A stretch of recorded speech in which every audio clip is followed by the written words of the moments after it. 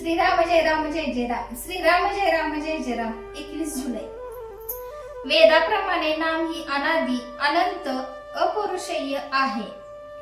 शास्त्रामध्ये असे सांगून ठेवले आहे की कृतयुगामध्ये ध्यानाने, त्रेतायुगामध्ये हवनाने आणि द्वापार युगामध्ये देवतार्चनाने भगवंताची प्राप्ती होते.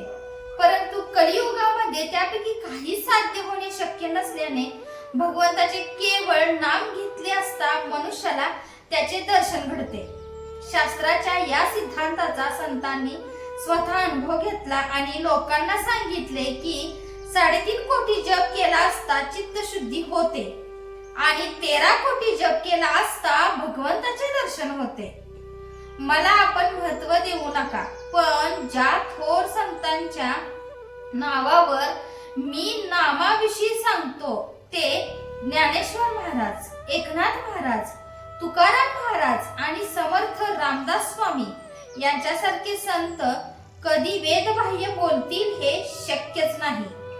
वेदांना जे परमात्मा स्वरूप अगोचर आहे ते स्वरूप संत तद्रूपताने जाणवतात. सध्याच्या परिस्थितीमध्ये संयमाची बंधने सुटत चालली आहेत, म्हणून संतांनी कळवळून नाम घ्या असे सांगितले. वेद भगवंताचे वर्णन करतात, नाम देखील भगवंताचे अस्तित्व प्रकट करते. प्रत्येक वेद मंत्राच्या आरंभी हरिओम असते, ते नामच आहे. जसा वेद हा अनादि तसे नाम हे अनादि. जसा वेद हा अपौरुषेय तसे नाम हे अपौरुषेय. जसा वेद हा अनंत तसे नाम हे अनंत आहे. प्रत्यक्ष शिवाने नाम घेतले म्हणून ते अनादि साधन आहे. इतर साधनांना आणि वैदिक कर्मांना आहार विहाराची बंधने आहेत. भगवंताच्या नामाला ती नाहीत. नाम हे आगंतुक नाही. आदि नारायणाने वेद सांगण्याच्या वेळी जो ओमचा ध्वनी केला तेच नाम होय. म्हणून सर्वांना माझी विनंती आहे की आपण नाम घेत जावे. किंबहुना आपण नाम घेतले तरच वेदांचा खरा अर्थ आपल्याला कळेल अशी माझी खात्री आहे. वेद म्हणजे भगवंताची स्तुती होय. ती करीत असताना म्हणजे वेद म्हणत असताना आपले लक्ष शब्दांकडे नसावे, त्यांच्या अर्थाकडे असावे. अर्थ न समजला तरी लक्ष भगवंताकडे असावे. आपण नेमके तेवढेच विसरतो. नाम घेणाऱ्या लोकांनी शास्त्राच्या विरुद्ध वर्तन करू नये.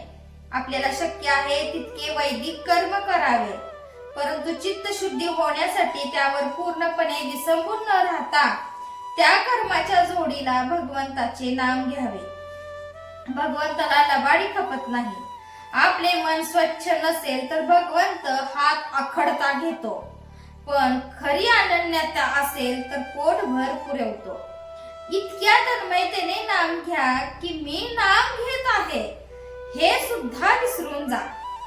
जय जय रघुवीर समर्थ. आजचे बोधवाक्य. इतर साधनांनी लवकर साधल्यासारखे वाटेल, पण ते तात्पुरते असते. नामाने थोडा उशीर लागेल, पण जे साधेल ते कायमचे साधेल, कारण नामाने मुळापासून सुधारणा होते.